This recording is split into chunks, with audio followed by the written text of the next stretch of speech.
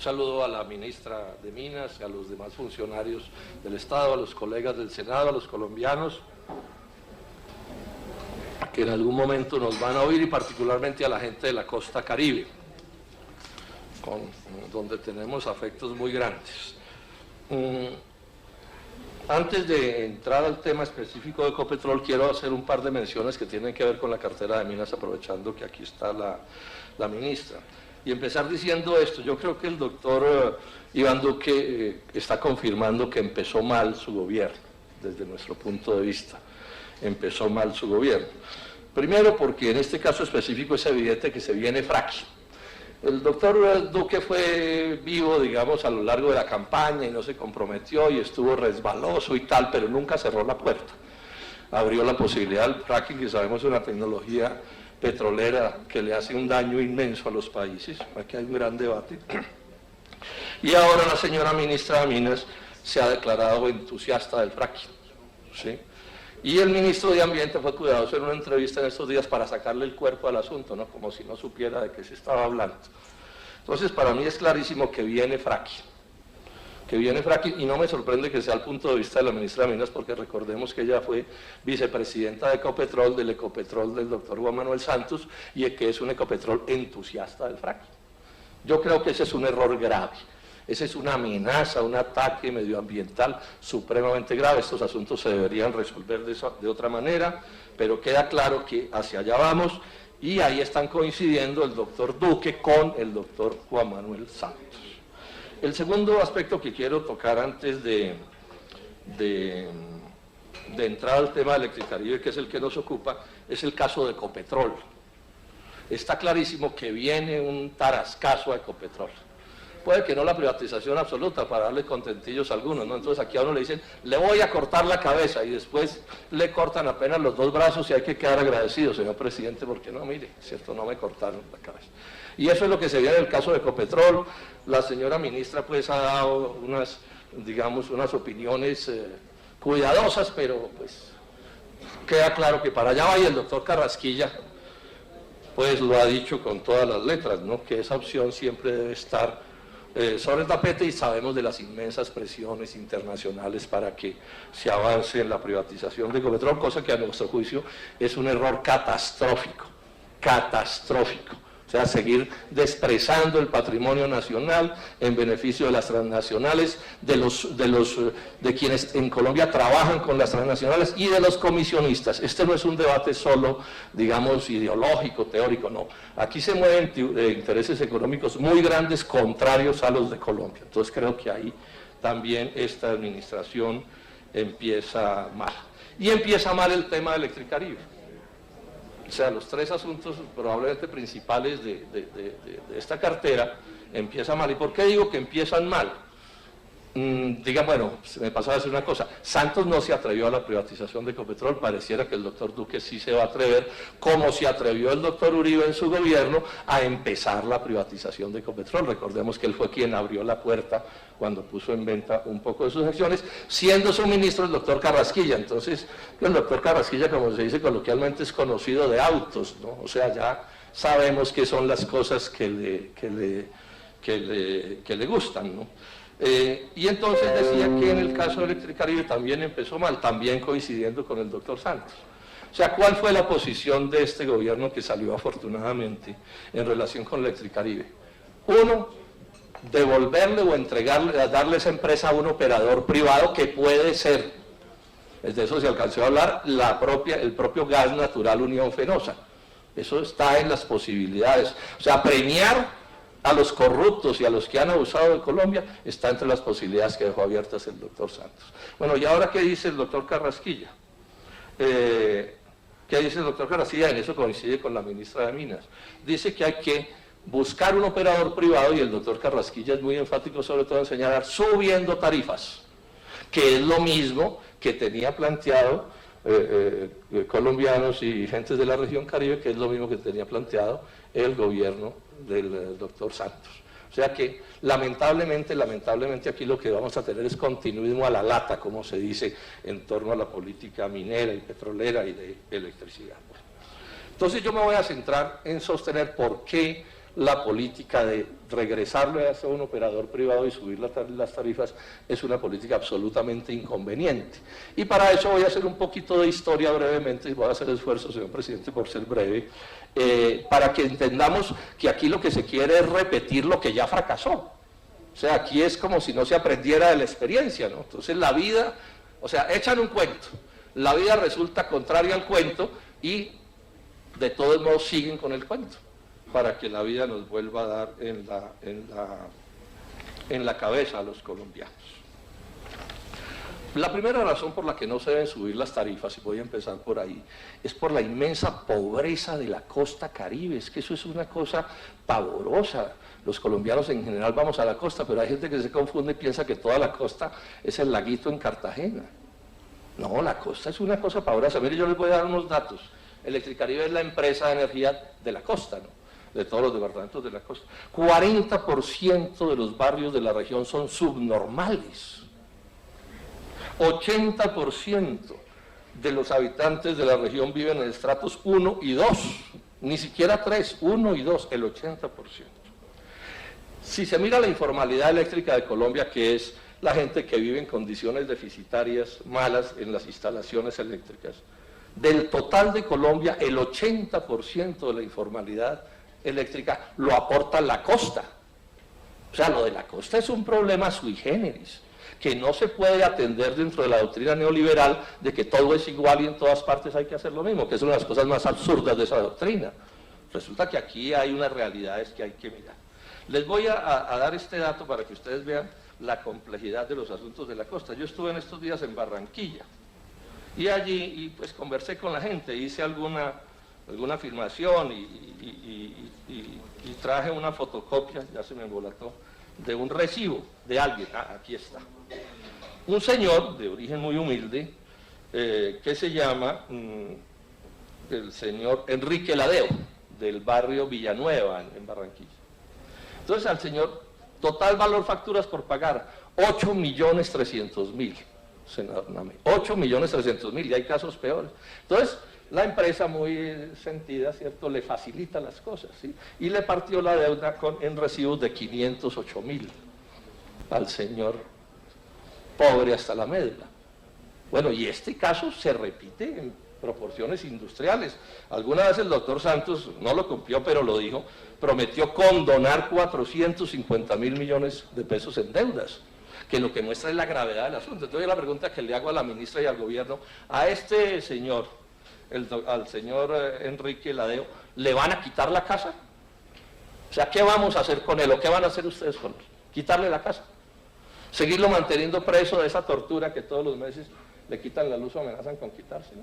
Bueno, lo estoy simplemente diciendo, mostrando como un ejemplo para que intentemos entender la gravedad de lo que pasa en la costa atlántica y cómo hay que buscar soluciones particulares si queremos de verdad resolver el problema. Lo otro es seguir echando cuentos como llevamos 20 años o llevan 20 años y las cosas no se resuelven. Bueno, Electricaribe o cualquier empresa que esté en la costa tiene una serie de problemas estructurales que hacen difícil cualquier solución. O sea, aquí no sirven las soluciones de eso que llaman el mercado, no funciona, porque le han intentado aplicar soluciones de mercado, le han aplicado, es que no se ha resuelto el problema, porque la realidad es, ya mostré una, que no se parece al resto de Colombia, por eso lo de la costa en energía, en electricidad, es distinto a lo de toda Colombia. Entonces miren lo que pasa, ya dimensioné una, pero lo enfatizo, usuarios residenciales en 1 y 2, estratos 1 y 2, o sea, súper pobres, bueno. Muy dispersos, esto es un problema complicado, no es lo mismo de electricidad en Medellín que en Bogotá. En Bogotá en cierto sentido es una ganga, todos amontonaditos y eso es muy fácil de hacer. Riéguese por una región del tamaño de la costa a poner electricidad y a distribuir facturas para que vean los costos y los enredos que se hacen.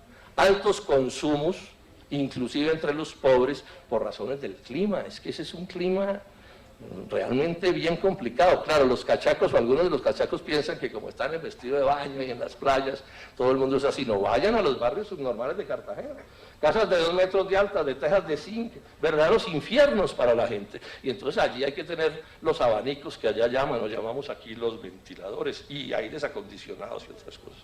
Le dieron un golpe a esa empresa estratégico, a mi juicio, en una decisión equivocada. Le quitaron los consumidores mayores.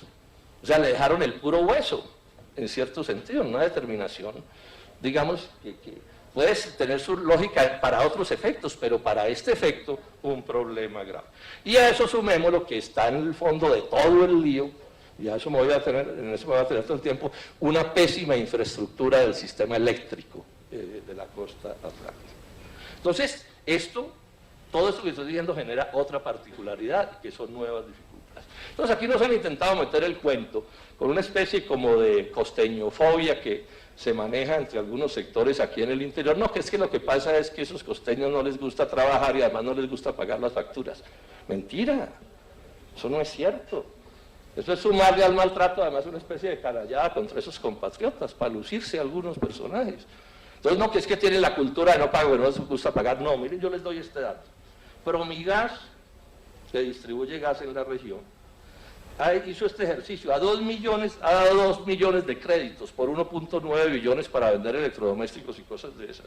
En estratos 1, 2 y 3, ¿saben cuánto es la cartera vencida? Menos 3%. Menos 3%.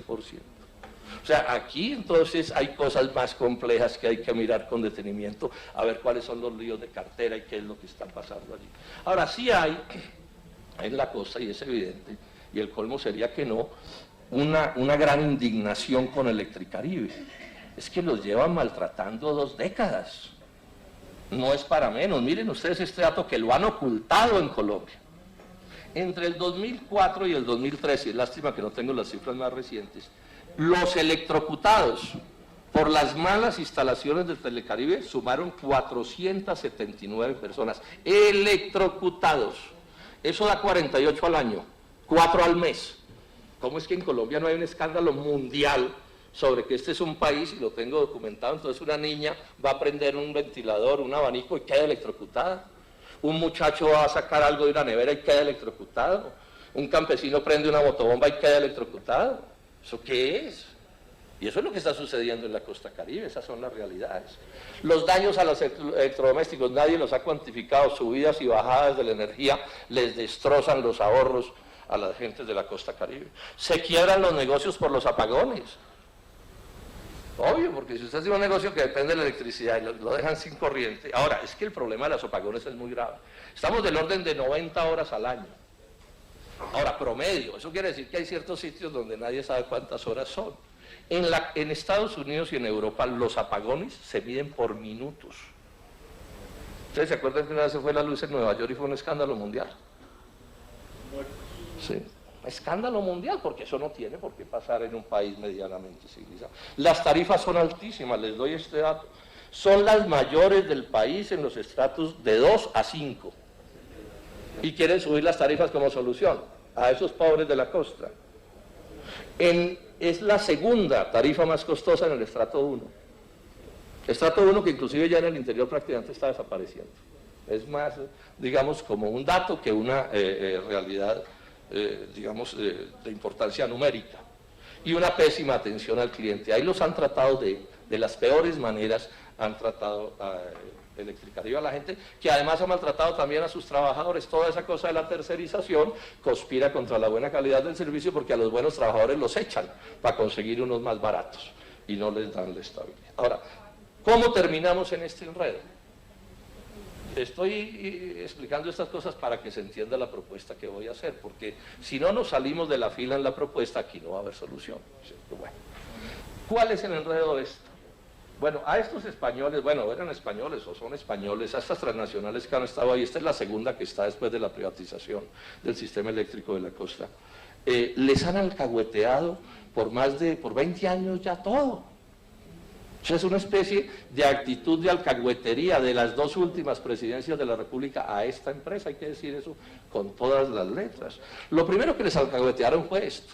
Cuando ellos compraron, y ellos le compraron a una transnacional anterior que compró y vio el negocio muy complicado y prefirió salirse y les vendió a estos, a los de gas natural fenosa, que ahora se andan cambiando el nombre otra vez.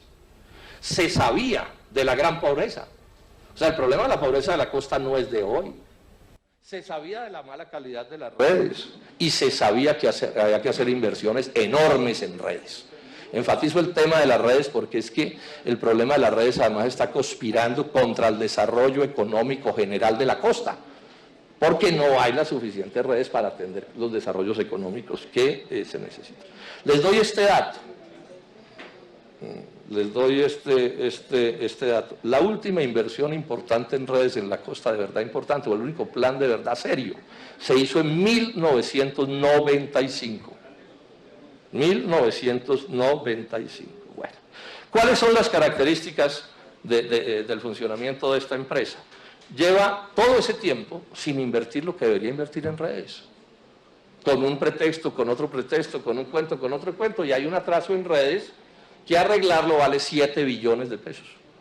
7 billones de pesos, es la muestra de que no cumplieron con sus deberes contractuales y aquí no hubo gobierno que los pusiera en eso.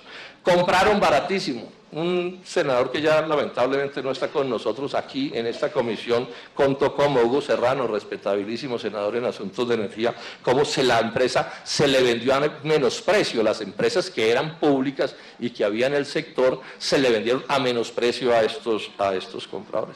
Los han subsidiado a lo largo de todos estos años. Yo les doy cifras. FOES, 3.89 billones de pesos en subsidios del Estado a estas empresas. PRONE, 443.000 millones. FAER, 170.000 millones para un total de 4,5 billones de pesos. Ojo, cifras que no se capitalizan. O sea, este es un negocio rarísimo. Ellos que son tanto en la economía del mercado y el capitalismo, entonces el Estado mete y mete plata, pero eso no se vuelve acciones del Estado. O sea que son platas como regaladas para que ellos sigan haciendo sus grandes negocios. Y como manipulan además las cifras pueden echarnos cualquier cuento. No, es que esa plata no va a la tarifa, paja, eso lo manejan más o menos como se les antoja. Bueno, corrupción grande. O sea, la Contraloría General de la República ha hablado que en el FOE se perdieron 217.000 millones de pesos, en el PRONE 50.000 millones de pesos en subsidios. Y seguro que son más, porque aquí, en medio de la corrupción nacional, no alcanzan ni siquiera los investigadores para intentar establecer qué es lo que pasa. ¿Quiénes son los responsables de esto? Las dos últimas presidencias, Álvaro Uribe Vélez y Juan Manuel Santos Calderón. Eso hay que decirlo con todas las letras. Esos son los responsables políticos, porque es que uno en política tiene que responder. De la misma manera que en política se saca pecho cuando las cosas salen bien, pues cuando no salen bien les toca dar la cara. Y estos son los resultados que tenemos. Los señores de Electricaribe, de Gas Natural Fenosa, como si fuera poco nos demandaron en un tribunal internacional de arbitramiento. O sea, nos quieren sacar en ese tribunal otros 4.7 billones de pesos, 1.400 y pico millones de dólares. Tras de ladrones bufones, como dice el adagio, ¿no? ¿Sí? Les quedamos debiendo. Y la gran teoría de que les quedamos debiendo es que a ellos, pobrecitos, los expropiaron en una decisión arbitraria del gobierno nacional. Que ellos eran cumplidores de sus deberes y un día un gobierno mala persona se les ocurrió expropiarlos. Eso es falso. Esa intervención de Electricaribe, hoy la empresa está intervenida, la está manejando el Estado, fue una inevitabilidad. Santos hizo hasta lo imposible para que eso no sucediera. Pero llegó un momento en que se volvió imposible. ¿Y por qué se volvió imposible? Porque las deudas y los incumplimientos de Electricaribe eran tan altos que le iban a meter un apagón inmenso a la costa atlántica, eso todos lo sabemos. Esa región estuvo al borde de un apagón grande por incumplimiento en los pagos a los generadores 65 veces en el 2016. Ahora, ustedes saben lo que hubiera pasado en la costa y en Colombia, donde apaguen la luz en la costa, no las horas que son corrientes, entre comillas, de los apagones, sino que le metan un apagón de verdad, el lío que se arma. ¿Podía el Estado colombiano permitir que eso sucediera? Ojo con esto, que este es un detalle importante. Cuando una fábrica de ladrillos o de camisas o una panadería se quiebra y entonces el Estado dice ciérrenla y se acabó el asunto. Y quedan unos desempleados y se pierden unos activos y listo el problema, pero la cierran. Las empresas de servicios públicos no se pueden cerrar. No se pueden cerrar y por eso hay toda una legislación diseñada para que no se pueda cerrar. Para que cuando se quiebran las interviene el Estado y le toca al Estado echarse al hombro el chicharrón. A los costos que sea. Y repito, y estos tipos son tan cínicos que al Estado le toca echarse al hombro ese chicharrón porque eso es un chicharrón de proporciones inmensas y entonces se van y nos demandan en un tribunal de arbitramiento acabarnos de desplumar. Tribunales que también se usan para chantajearnos, porque la primera parte del tribunal es decirle al gobierno, bueno, pilas, o se aviene a lo que yo quiera, o sea, sigue sometido y arrodillado al interés extranjero, o le clavo el tribunal. Y ojo con esto que también hay que detallar, los tribunales de arbitramiento y particularmente los internacionales no son tribunales de justicia, eso es paja, eso no tiene nada que ver con la justicia. Es más, es un detalle menor, pero que explique el asunto, ¿sí? No emiten sentencias sino laudos. ¿Qué es un tribunal internacional de arbitramiento? Que Electricaribe pone uno, el gobierno pone otro y se ponen de acuerdo para un tercero. Pero ese uno de Electricaribe no llega a impartir justicia, no llega a derrotar al adversario. Y en la justicia, cuando es justicia, el juez lo que busca es la verdad, la justicia, otorgársela al que sea. No, ahí no. Y esos personajes, estos abogados, tienen todo el derecho a estar. Yo no, eso es lo que no estoy discutiendo eso. Que un abogado quiera ganarse la vida en los tribunales de arbitramiento, que además son carísimos. Pero no me digan que eso es justicia, no. Esos son negociantes del derecho y tienen todo el derecho. ¿Sí? Y en ese sentido son respetables, pero no digan que eso es justicia. O sea, la posibilidad de ganar países como el nuestro, pleitos en los tribunales de arbitramiento son bien remotos. El actual controlador, de pronto usted se acuerda, senador Nami, cuando era procurador aquí en un debate en la plenaria, dijo esto que yo estoy diciendo. Esto que yo estoy diciendo. O sea que el riesgo de perder es inmenso. ¿Saben cuántos demandas tenemos ya en tribunales internacionales de arbitramiento, motivo TLCs y ese tipo de cosas? 27.000 millones de dólares. O sea, al paso que vamos va a tocar terminar vendiendo todo en este país para pagarle a estos místeres estas platas. Y entonces aquí me toca decir, este es un tribunal de arbitramiento del 2005, ministro de Hacienda, el doctor Carrasquilla, ha hecho daños pues desde hace no sé cuánto tiempo. Este es uno de mis debates de toda la vida en torno a los TLCs. En algún libro que escribí al respecto del TLC con Estados Unidos, hay un capítulo entero donde explico esto. No, el senador Robledo está loco, es que no les gusta nada, ¿cierto? Bueno, ahí está. 27.000 millones de dólares tenemos en tribunales de arbitramiento y mañana pueden poner otro y otro y otro y los que se les dé la gana. Valen sumas astronómicas además los abogados de esos tribunales. Bueno, entonces terminamos y ahora ¿qué hacemos con la empresa? Y voy a terminar ya, señor presidente. Entonces el punto... O sea, hay varios asuntos, unos problemas de cartera de los pobres, yo ya he planteado un lío, ¿qué hacemos con don Enrique que mencioné aquí hace un momento y con miles que son como él? Ahora, le quitan la casa y ¿qué hacen con la casa? Es una cosa absolutamente irracional. Eso no tiene sentido. Bueno, pero el punto al que quiero llegar, porque esto en parte explica lo que voy a proponer, es que hay que invertirle 7 billones de pesos a esa empresa, si todo sale bien 7, en 10 años. Eso es lo que dicen los estudios. O sea, 700.000 millones de pesos anuales. Ese es el ritmo de la inversión. Y claro, eso suena mucha plata. Pero habida cuenta de que estamos hablando del 25% de la electricidad del país, de un número grande, ¿cuántos son los departamentos? 7 departamentos. Pues si uno se pone en serio, pues tampoco es tanta plata para resolver un problema mayúsculo que el país tiene que resolver. O sea, la costa atlántica tiene derecho a tener una energía, una electricidad como la del promedio nacional. Ese es un deber no de los costeños, de los colombianos, es que ese es un solo país. Y la costa nos aporta unas cosas por su localización y sus realidades que nos sirven a todos y lo lógico es que el país le ayude a la costa a resolver todos sus problemas. Entonces aquí aparece la pregunta del millón, bueno, listo, ¿y quién los pone? ¿Quién los pone? Bueno, ¿quién los pone? Primero digo esto, aumentar las tarifas realmente es una barbaridad. O sea 700.000 millones de pesos más al año de pobreza y de miseria para los costeños. Eso es lo que significa si los ponen los costeños. Reducir la capacidad de compra de esos habitantes, luego el comercio, el transporte, la industria, el agro de la costa venderán 700.000 millones de pesos menos y eso es una cifra para estos efectos de cierta importancia. Y yo creo, señora ministra, que se les aumenta la cartera vencida, porque es que hay gente que la pueden someter a tortura pues medieval y no paga. Es que no tiene con qué, eso no es de cuentos. Bueno, entonces aquí aparece una discusión. ¿Quién debe operarla? porque lo que estoy diciendo tiene que ver con este asunto. Permítame, yo lo detallo, señor presidente. Bueno, entonces lo que están diciendo este gobierno y el anterior, no, muy fácil, un operador privado, entonces Carrasquilla se luce y dice, no, que tenga músculo financiero y tenga mucha experiencia, pues. Bueno, pero ese operador privado no entra a ese negocio a invertir 7 billones de pesos si no es subiendo la tarifa. O sea, si esa plata no va a tarifa, no entra. Entonces ahí tenemos un conflicto con el operador privado. O sea, el operador privado exige, para, entre comillas, solucionar el problema, agravárselo a la gente.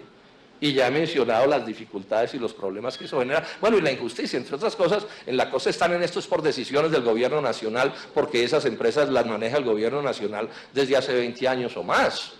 Eso no lo han manejado allá, pues, los gobernadores y los alcaldes, sino que ha tenido un manejo distinto. Hay quienes, en este sentido, yo leo con cuidado a Jorge Vergara Carbor, se los recomiendo. Él es un barranquillero, fue gerente de Corelca, sabe de eso, está al detalle, tiene muy buenos artículos y está pendiente del asunto, se lo recomiendo. Él y el presidente de ASIEM en Barranquilla tienen la idea de que no es posible resolver esto con privados por esta contradicción y que es bien probable que los privados ni entren, porque es que ese es un chicharrón también para cualquiera que entre de tamaño heroico. Entonces, ¿cómo entrarían los privados? Si el gobierno les regala la plata. Sí. Así la vida es un fandango. Entonces el gobierno se las ingenia, hay 1000 maneras de regalarle la plata, lo que ha venido haciendo en todos estos años, y el privado se queda con el lomo. Entonces el hueso para el gobierno nacional, nosotros, ¿sí? El hueso para los usuarios, la gente, y el privado, entonces dice, bueno, yo aquí me embolsillo una plata larga. Yo creo que esa es una solución inaceptable. Ya voy a terminar, señor presidente. Segunda posibilidad, que la empresa sea mixta. Esto lo han planteado yo creo que de buena fe en la costa atlántica. Yo creo que al final el análisis es el mismo de la mixta, porque la mixta tiene que tener un privado y el privado no entra sino en ciertas condiciones, y además si no entra si no es operando. Voy a decir una cosa bien brusca, la dije una vez cuando era Oscar Iván Zuluaga, ministro de Hacienda. Uno de los derechos que adquiere el operador de una empresa es el derecho a robar a la empresa. Pues, claro, si lo cogen no puede, ¿cierto? Pero eso está en el asunto, o sea, manejar la empresa en su beneficio y en el de sus asociadas, etcétera. Esas son las realidades de la vida. Y en un país como Colombia, yo creo que Colombia no debería correr ese riesgo. Entonces, lo que estamos proponiendo algunos es que la empresa debe quedarse, pues, mediante los mecanismos que sean, no voy a entrar en detalles para hacer largo, debe quedarse en el sector público de la economía. Debe quedarse en el sector público de la economía. Es lo que debe hacerse. Como una manera, como la mejor manera del respaldo que tiene que darle la nación, senador, a el problema de la costa, entre otras cosas, para quitar las ganancias del operador privado, porque el operador privado no entra a ese negocio sin ganancias, el Estado sí puede entrar sin ganancias, o sea que ahí de entrada nos ahorramos un montón de plata, que puede ser mucha, porque esto al final se volvió un problema de montos. Entonces, ¿qué estoy proponiendo? Primero, no subir las tarifas. Bueno, están subiendo con el ritmo de la inflación. Estoy hablando de que el gobierno está hablando, es de alzas por encima de las alzas normales que le ponen a todo el mundo, es clavarles un alza más para poder reconseguirse esta plata de la que estamos hablando. Eso es lo que digo, nada de nada ahí en ese sentido. Ahora, yo digo esto y es probable que ya haya algunos que estén diciendo, no, pero es que, o sea, todo el discurso privatizador. Y yo se los voy a decir con toda cordialidad, pero también con toda franqueza. A mí no me vuelvan a salir con ese cuento. Espero que nadie me salga aquí con ese cuento. Porque a este país lo desbarataron, y entre esas las empresas de energía de la costa atlántica, con el cuento de que todo lo privado era mejor y que todo lo extranjero era mejor. Y con ese caballito de batalla nos asolearon 20 años. Entonces uno da argumentos técnicos, razones, números, entonces de una vez lo callaba, decía, no, es que los colombianos todos somos ladrones y mejor son los gringos o los extranjeros. Y además siempre las empresas privadas son mejores que las públicas. Bueno, ustedes saben que yo me he pasado la vida defendiendo la economía empresarial. Buena parte de mis debates del TLC tienen que ver con eso, con que están arruinando la economía empresarial. Pero yo también creo que al mismo tiempo que se estimula la economía privada, hay sectores que es clave que sectores que sean públicos. Por razones del tiempo no me voy a tener, pero una parte muy grande del mundo, la electricidad, es un negocio del sector público, entre otras cosas, para poderles vender energía barata a las empresas privadas. Eso tiene esa lógica. O sea, lo que hicimos aquí fue una defensa. Colombia tenía un sistema de generación público enorme, que nos podía vender electricidad barata. Y la genialidad aquí, en los años 90 y después, fue privatizarlas, las empresas que ya teníamos de generación de electricidad, para que nos vendieran electricidad cara y se tiraran la competitividad de las empresas. Es que esto no lo digo yo, esto lo dice la ANDI, que no logran competir porque la electricidad es muy cara. Entonces esta propuesta mía también tiene que ver con darle la electricidad más barata que le podamos dar a la costa atlántica, como debe ser con todo el país. Pero repito, vuelvo al prejuicio. Después de lo que ha pasado nos van a decir que absolutamente todo lo privado y lo extranjero es perfecto. O sea, eso nos lo van a decir después de Electricaribe, nos lo van a decir después de ese otro monumento a la corrupción que es la AAA, ahí en Barranquilla, nos lo van a decir después de Reficar, nos lo van a decir después de Odebrecht. El que diga eso está loco. Pero además les hago la comparación. Al mismo tiempo tenemos empresas respetables del sector público, EPM, Empresa de Energía de Bogotá, Ecopetrol, ISA, etcétera. No estoy diciendo que sean perfectas, pero estoy diciendo que pueden existir como empresas del sector público que funcionen bien, como sucede en Estados Unidos y en Europa y en todas partes. Estoy haciendo un llamado para que nos salgamos del dogmatismo. Bueno, entonces, con estos criterios va la propuesta. El Estado puede poner allí plata de muchas maneras. Puede seguir subsidiando, por ejemplo, le toca seguir subsidiando los consumos, etcétera. No voy a entrar en mucho detalle porque esto tiene muchas maneras. Voy a hacer una propuesta que es muy específica, que es la que puede ser nuevo en esto de transferirle recursos públicos a esa empresa, que es tocar la plata de las regalías. La plata de las regalías, que les pertenecen a las regiones, en las proporciones que sean. O sea, a la costa hoy le entran aproximadamente 2,5 billones de pesos al año en regalías, que se pueden destinar para muchas cosas, incluido este tema, senador Nava.